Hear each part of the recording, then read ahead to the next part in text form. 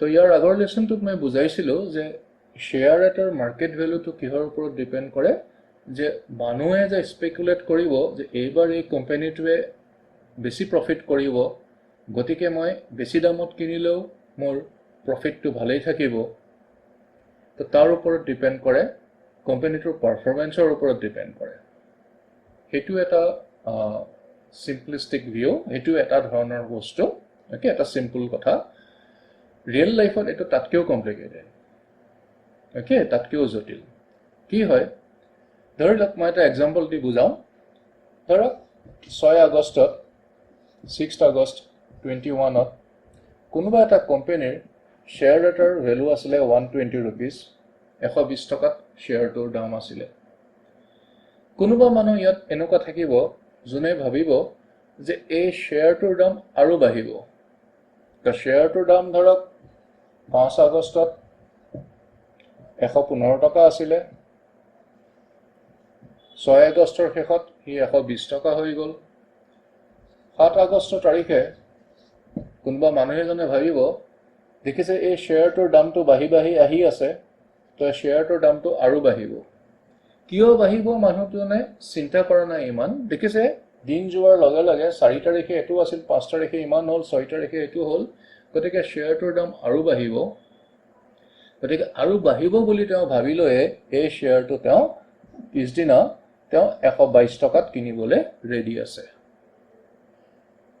ঠিক আছে, চ' এইজন মানুহে ভাবিছে এই শ্বেয়াৰটোৰ দাম আৰু বাঢ়ি যাব, গতিকে মই আজি 7 আগষ্ট তাৰিখে মই 122 ৰুপিজত যদি তাক কিনো, অলপ দিনৰ পাছত মই এইটো 150 ৰুপিজত বিক্ৰী কৰিব পাৰিম। তো মোৰ সেই বেলেঞ্চটো 28 টকাটো মোৰ প্ৰফিট হৈ যাব পাৰ শ্বেয়াৰ। তো সেই বুলি ভাবি পেলাই মানুহজনে এই শ্বেয়াৰটো কিনিব। তো যি মানুহে ভাবে, এনেকৈ ভাবি লয় যে এই শ্বেয়াৰটোৰ দামটো বাঢ়ি যাব, কি কাৰণে বাঢ়িব তাৰ এটা ৰিজন থাকিব পাৰে, তেখেতে গম পাব পাৰে যে এইটো কোম্পানীৰ প্ৰফিট বাঢ়িব বা এইটো কোম্পানীৰ প্ৰডাক্টৰ ডিমাণ্ড বাঢ়িব বা কিবা হ'ব, তেনেকুৱা থাকিব পাৰে। বা নহ'লে তেওঁ এনেই ভাবিব পাৰে যে দামটো সদায় বাঢ়ি বাঢ়ি আহি আছে, গতিকে দামটো আকৌ আৰু বাঢ়িব। তেতিয়া তেখেতে এইটো 120 ৰুপিজতো কিনিবলৈ ৰেডি থাকিব। বেলেগ একাংশ মানুহ থাকিব, তেওঁলোকে দেখিব যে শ্বেয়াৰটোৰ দামটো বাঢ়ি বাঢ়ি 6 আগষ্টত 120 ৰুপিজ হৈছে, কিন্তু কোম্পানীটোৱে ইমান ভাল পাৰফৰ্মেন্স নকৰিব নেকি অহা বছৰ। আগৰ কেইবছৰ ভাল পাৰফৰ্মেন্স কৰি আছিল, কিন্তু অহা বছৰলৈ ইমান ভাল পাৰফৰ্মেন্স নকৰিব নেকি, তেওঁলোকৰ প্ৰফিট কমি যাব নেকি, বা তেওঁলোকৰ লোকচানো হ'ব নেকি, ঠিক নাই কথাটো। গতিকে তেওঁলোকে 120 টকাত কিনিবলৈ ৰেডি নাথাকিব।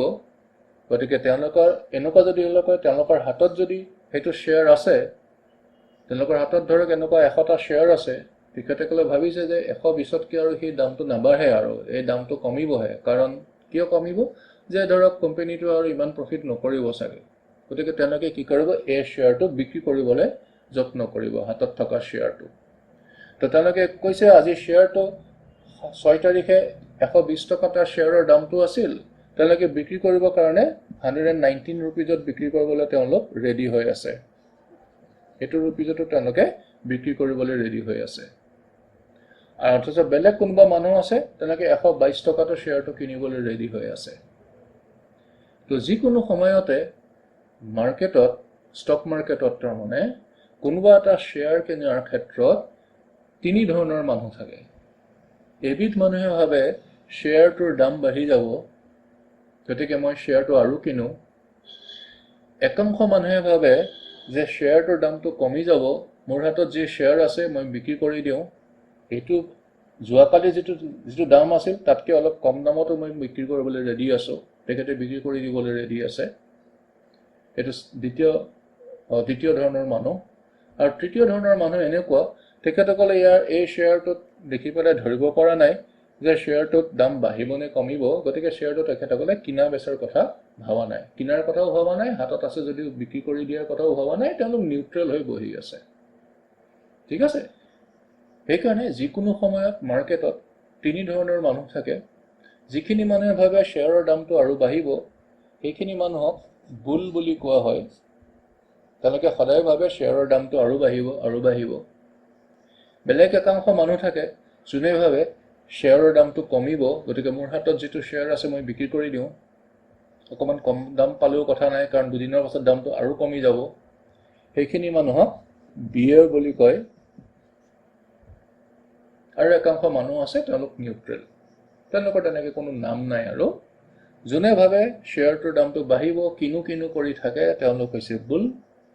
যোনে ভাবে শ্বেয়াৰটোৰ দামটো কমিব, মোৰ হাতত যি শ্বেয়াৰ আছে সেইখিনি মই বিক্ৰী কৰি দিওঁ, সেইখিনি মানুহক কয় বেৰ। তো সেইকাৰণে শ্বেয়াৰ মাৰ্কেটখনক কোৱা হয় it is a fight between bulls and bears. Bull আৰু বেয়াৰৰ মাজত ফাইট লাগি থাকে বুলি কোৱা হয়। যেতিয়া প্ৰাইচটো দাম বাঢ়ি গৈ থাকে তেতিয়া কোৱা হয় বুল জিকিছে, আৰু যেতিয়া শ্বেয়াৰৰ প্ৰাইচটো কমি আহি থাকে তেতিয়া কয় বেয়াৰ্ছখিনি জিকিছে। ঠিক আছে? চ' এই বস্তুটো আমি সকলোৱে বুজা উচিত যে শ্বেয়াৰ মাৰ্কেটত যিকোনো সময়তে দুই ধৰণৰ মানুহ এক্টিভলি পাৰ্টিচিপেট কৰি থাকে। নিউট্ৰেলখিনিতো ৰৈ আছে, চাই আছে কোনটো কিনো কোনটো নিকিনো, কিনো নে নিকিনো। গতিকে তেওঁলোক নিউট্ৰেল, তেওঁলোকে এক্টিভলি পাৰ্টিচিপেট কৰা নাই। কিন্তু একাংশ মানুহ আছে যোনে কিনিব বিচাৰি থাকে, একাংশ মানুহ আছে যোনে বিক্ৰী কৰিব বিচাৰি থাকে। তো কেতিয়াবা এওঁলোক ষ্ট্ৰং হয়, কেতিয়াবা এওঁলোক ষ্ট্ৰং হয়। কেতিয়াবা গোটেই মাৰ্কেটখনৰ ক্ষেত্ৰত এওঁলোক ষ্ট্ৰং হয়, কেতিয়াবা কি হয় কেইটামান শ্বেয়াৰৰ ক্ষেত্ৰত, যেনেকৈ কোনোবাই ভাবিলে ৰিলায়েন্স বাঢ়িব, ষ্টেট বেংক বাঢ়িব, ICICI বেংক বাঢ়িব, তেতিয়াহ'লে তাত বুলখিনিয়ে কাম কৰি আছে বুলি কোৱা হয়। বেলেগ কিছুমান শ্বেয়াৰত যদি দামবোৰ কমি গৈ আছে তেতিয়া কয় তাত বেয়াৰ্ছখিনি জিকি আছে বুলি কোৱা হয়। ঠিক আছে?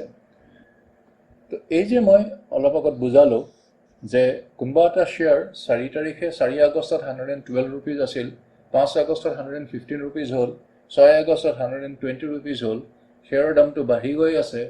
সেইকাৰণে এজন মানুহে 7 তাৰিখে ভাবিলে মই 122 ৰুপিজতো তেখেত কিনিবলৈ ৰেডি হৈ আছে। তো এইটো হৈছে এটা ধৰণৰ স্পেকুলেশ্যন। ইয়াতে বুক ভেলুৰ ওপৰত কোনো ৰিলেশ্যন নাই।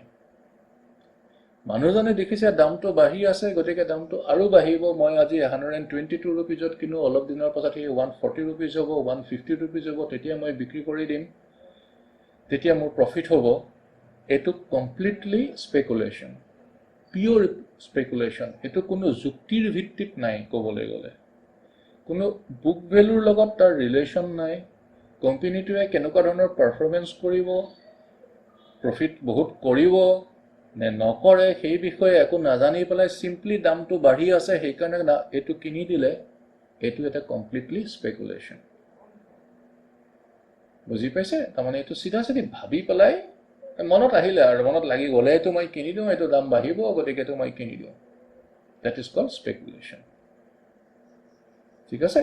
ষ্টক মাৰ্কেটত এনেকুৱা বহুত মানুহ আছে যোনে পিয়ৰলি স্পেকুলেশ্যন কৰি পেলাই ষ্টক কিনে বা ষ্টক বিক্ৰী কৰে। ষ্টক মাৰ্কেটত এনেকুৱা চিটুৱেশ্যনো হয় যে এজন মানুহে যদি দেখে, ধৰক মানুহজনৰ হাতত চেইল কোম্পানীৰ ষ্টিল অথৰিটিজ অফ ইণ্ডিয়া, তাৰ শ্বেয়াৰ আছে, তেখেতৰ হাতত ধৰক 500টা শ্বেয়াৰ আছে।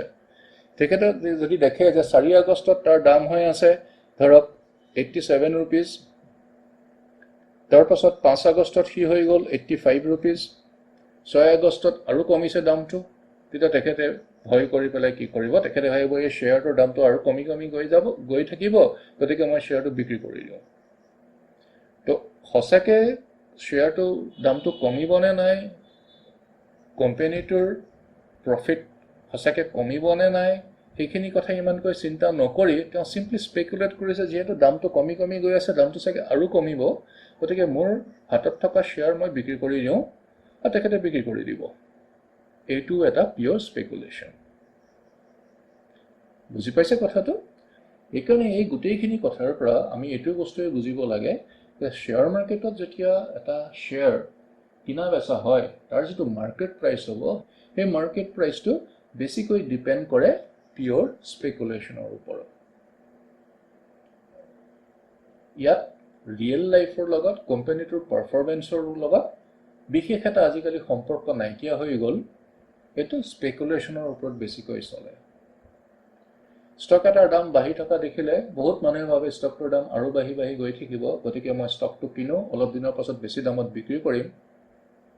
শ্বেয়াৰ এটাৰ দামটো কমি কমি আহি থাকিলে সেই শ্বেয়াৰটো যাৰ হাতত আছে তেখেতসকলে ভাবে শ্বেয়াৰটোৰ দামটো আৰু কমি যাব, মই বিক্ৰী কৰি দিওঁ, গতিকে তেখেতসকলে বিক্ৰী কৰি দিয়ে। আৰু সেইটো দামত কিনা আকৌ মানুহ থাকে, তেখেতসকলে কিনি লয়। তেখেতসকলে ভাবে এইটো শ্বেয়াৰ যদি মই এইটো দামত কিনো অলপ দিনৰ পাছত বাঢ়িব, গতিকে কিনা মানুহো থাকে, তেখেতসকলে কিনি লয়। সেইকাৰণে কি হয়, শ্বেয়াৰ মাৰ্কেটত যিকোনো এটা শ্বেয়াৰৰ যিকোনো এটা দামত অলপ সংখ্যক কিনা মানুহ থাকে, অলপ সংখ্যক বিক্ৰী কৰা মানুহ থাকে। খুব কম সিচুৱেশ্যনে হয় য'ত কি হয়, এটা শ্বেয়াৰত খালি আপুনি কিনা মানুহে পাব, অনলি বায়াৰ্ছ, বিক্ৰী কৰা মানুহ কোনো নাই। মানে যাৰ হাতত শ্বেয়াৰ আছে কোনো বিক্ৰী কৰিব বিচৰা নাই, তেওঁলোক শ্বেয়াৰখিনি লৈ হাতত লৈ আছে। চবেই ভাবিছে যে মোৰ শ্বেয়াৰৰ দামটো বাঢ়ি যাব, কাৰো পইচাৰ দৰকাৰ হোৱা নাই, শ্বেয়াৰখিনি বিক্ৰী কৰি যিটো পইচা পাব, পইচাখিনি কিবা কামত লগাব, কাৰো দৰকাৰ হোৱা নাই। যাৰ যি শ্বেয়াৰ আছে হাতত লৈ বহি আছে, গতিকে তাত আৰু কোনো সেলাৰ্ছ নাই সেইদিনা, অনলি বায়াৰ্ছ। সেইটো তেনেকৈ কোৱা হয়। কেতিয়াবা এনেকুৱা হয় যে যাৰ হাতত শ্বেয়াৰ আছে তেওঁলোক বিক্ৰী কৰিবলৈ ৰেডি, চবেই বিক্ৰী কৰিব বিচাৰিছে, মানে তাৰ বহুত কেইজনে বিক্ৰী কৰিব বিচাৰিছে, কিন্তু কিনা মানুহ কোনো নাই। তেতিয়া আমি কি ধৰণৰ মাৰ্কেট পাম? অনলি সেলাৰ্ছ। খালি বিক্ৰী কৰিব বিচৰা মানুহ আছে, কিনা মানুহ কোনো নাই সেইদিনা সেইটো শ্বেয়াৰত। সেইটো শ্বেয়াৰৰ কাৰণে বা সেইটো কোম্পানীৰ শ্বেয়াৰৰ কাৰণে সেইদিনা কি হৈ গ'ল? অনলি সেলাৰ্ছ, কোনো বায়াৰ্ছ নাই। গতিকে মানুহজন যিখিনি বিক্ৰী কৰিব বিচাৰিছে তেওঁলোকে শ্বেয়াৰটো বিক্ৰী কৰিব পৰা নাই। তেওঁলোকে দামটো অলপ কমাই দিলেও সেইটো দামতো কোনেও কিনিব বিচৰা নাই। কিনিব বিচৰা কেইজনে বহুত কম দামত কিনিব বিচাৰিছে, বা কোনেও ধৰক কিনিব বিচৰাই নাই। বহুতে গম পাই গৈছে এই কোম্পানীটো ডুবিব আৰু এইটো শ্বেয়াৰ কিনি কোনো লাভ নাই, গতিকে কিনা মানুহ কোনো নাই। তো যাৰ যাৰ হাতত শ্বেয়াৰ আছে তেওঁলোকে বিক্ৰী কৰিব খালি বিচাৰিছে, কিন্তু কিনোতা মানুহ পোৱা নাই। দামটো কমাই দিয়ে অথচ কিনোতা মানুহ নাই। তো তেতিয়া আমি কি পাওঁ? অনলি সেলাৰ্ছ মাৰ্কেট পাওঁ সেইটো শ্বেয়াৰৰ কাৰণে সেই পাৰ্টিকুলাৰ দিনটোত। কিন্তু সাধাৰণতে কি হয়, বেছিখিনি শ্বেয়াৰৰ ক্ষেত্ৰত আমি কি পাওঁ? অলপ বায়াৰ্ছ পাওঁ, অলপ শ্বেয়াৰ্ছ, অলপ সেলাৰ্ছ পাওঁ, অলপ বিক্ৰী কৰা মানুহ পাওঁ, অলপ কিনা মানুহ পাওঁ, আৰু অলপ নিউট্ৰেল মানুহ পাওঁ। যাৰ শ্বেয়াৰটোৰ ওপৰত কোনো ইণ্টাৰেষ্ট নাই, বা ধৰিব পৰা নাই শ্বেয়াৰটো বাঢ়িব নে কমিব, কিনা বেচাৰ কথা একো ভবা নাই। বুজি পাইছে?